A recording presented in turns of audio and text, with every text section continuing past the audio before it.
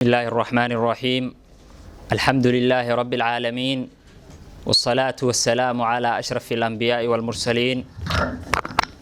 أما بعد، ضيوفنا الأكارم، أحييكم بتحية من القلب يطيب شذاها مسكا وريحانا، وتحمل في ضياتها حبا ووفاء. تحية أهل الجنة يوم يلقونه سلام، فالسلام عليكم ورحمة الله وبركاته. marka hore waxaan u mahad celinayaa mahad dhamaanteed Allah subhanahu wa ta'ala oo inoo suurto galiyay inay qabsoonto xafladani quruxda badan.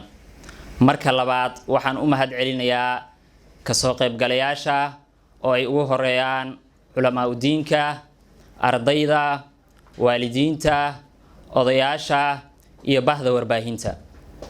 waxaa farxad weyn iyo sharaf inoo ah ka soo qaybgalkiina iyo waqtigiina qaaliga ah ee aad inoo hurteen.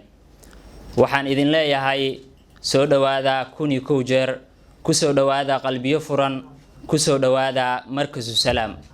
ugu dambeyn waxaan Ilaahay subhanahu wa ta'ala weydiisanayaa in markazu salaam uu ka dhigo markaska ugu wanaagsan maraakiista.